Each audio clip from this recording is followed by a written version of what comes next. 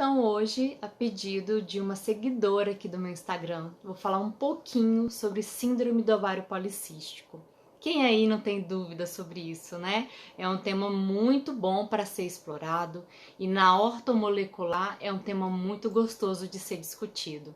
Para quem não sabe, né, eu tenho pós-graduação em saúde da mulher, com ênfase em estética pela Gama Filho. Então eu abordei bastante esse tema na minha pós, né, síndrome do ovário policístico, e eu também convivo com várias mulheres que têm síndrome do ovário policístico e eu também já tive. Tive um pouco antes, né, na minha juventude, há mais ou menos aí uns 15 anos atrás eu tive síndrome do ovário policístico e hoje eu não tenho mais. Então eu vou conversar com vocês um pouco sobre a síndrome. Síndrome é um conjunto de sinais e sintomas. Vamos lá! Quais são esses sinais, esses sintomas que a mulher tem e que leva ela a procurar um profissional, um ginecologista, e às vezes até ela chega primeiro do endócrino para tentar entender o seu corpo, porque apresenta sinais e sintomas que não são característicos daquela fase. Bom, ela começa a apresentar hirsutismo, que é crescimento de pelos na região do rosto, pescoço, costas, que não é uma coisa característica da mulher. Começa a ter uma acne purulenta, numa fase que não é comum, muitas mulheres têm. Quando vai começar a menstruar, aparece um pouquinho, mas quando tem a síndrome do ovário policístico, essa acne ela aumenta consideravelmente.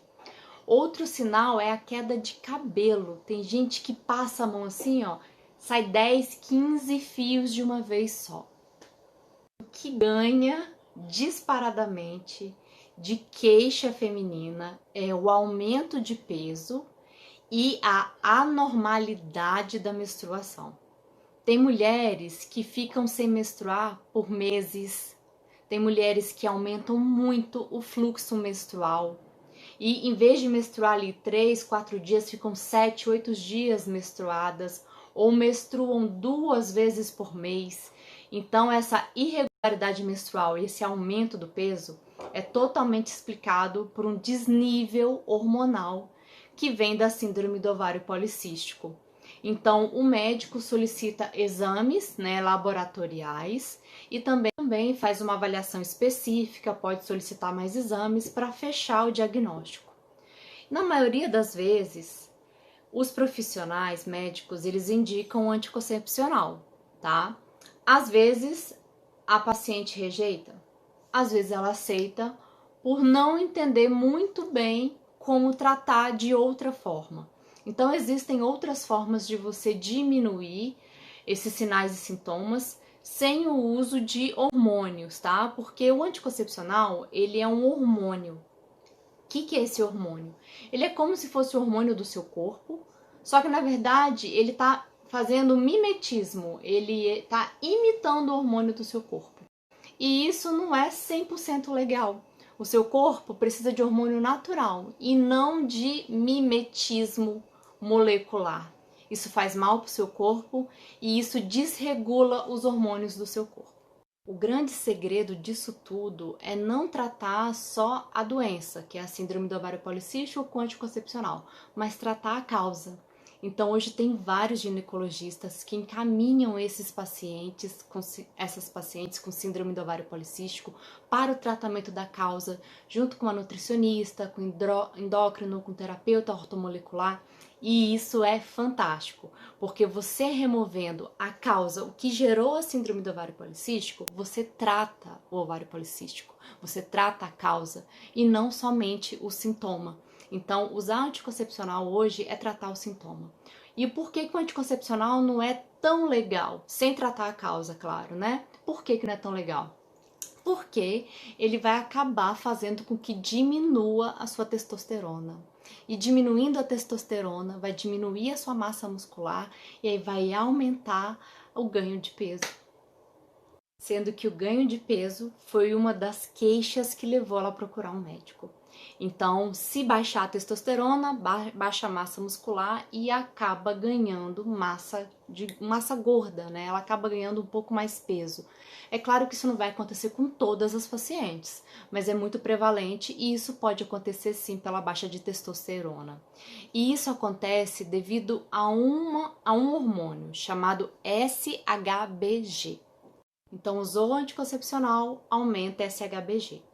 E essa HBG, ela vai carrear hormônios sexuais, então ela vai sequestrar a testosterona. Então vai ter mais um efeito. A mulher vai diminuir o libido por estar com menos testosterona e outras disfunções. Você deve estar se perguntando, né? Mas o que causou a síndrome do ovário policístico? Uma das principais causas é o aumento do consumo do carboidrato, que leva à resistência à insulina. E aí o paciente ele tem que estar com uma nutricionista, um terapeuta ortomolecular para diminuir essa resistência à insulina, diminuir esse consumo de carboidrato e fazer uso de suplementação para diminuir esse excesso de insulina no sangue. E junto com essa diminuição do consumo de carboidratos, o principal alimento que ela deve remover para tratar a síndrome do ovário policístico é o glúten. O glúten é devastador para quem apresenta a SOP. Então a dica é: diminua carboidrato, mas diminua principalmente alimentos que contêm glúten. Isso vai estar tratando a causa e vai estar te levando à saúde. E outra dica que eu já dei em vídeos anteriores aqui no meu feed é diminuir os xenoestrógenos, os disruptores endócrinos, que estão alterando os nossos hormônios, os fitalatos, bisfenol A. Então vocês vão estudar sobre xenoestrógenos e vão entender tudo, ele está totalmente relacionado à SOP.